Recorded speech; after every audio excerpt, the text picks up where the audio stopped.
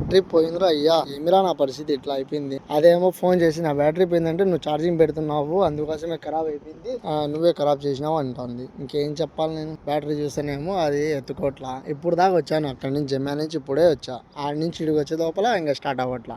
ఏం చేద్దాం, ఇలా ఉంది పరిస్థితి. దీనికి ఫోన్ చేస్తేనేమో అది ఓడడం వాగుతుంది. వీడిని ఫోన్ చేస్తేనేమో వాడు చెప్పినాడు అదేమంటుంది నువ్వు ఛార్జింగ్ పెడుతున్నావు అందుకోసం బ్యాటరీ పోయింది అంటున్నారు. బ్యాటరీ పోక ఏం పోతుంది, ఇంకేం వచ్చినా కూడా మా మీదగా వస్తారు వీళ్ళు. ఇంకేం చేసేది ఏముంది మా. ఈ రోజు నా అసలే టైమే బాగోలేనట్టుంది. ఈ రోజు అయితే అన్ని వింత వింతగా జరుగుతున్నాయి అన్ని.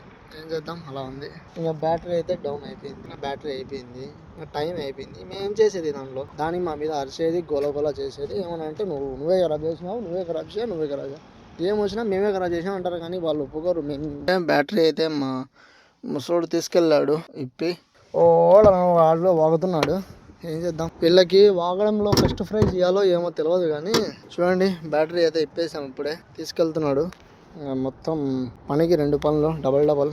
కొంప మునిగిందిరో, బ్యాటరీ పోయిందిరా నాయన. ఇప్పుడు చూడు సినిమా.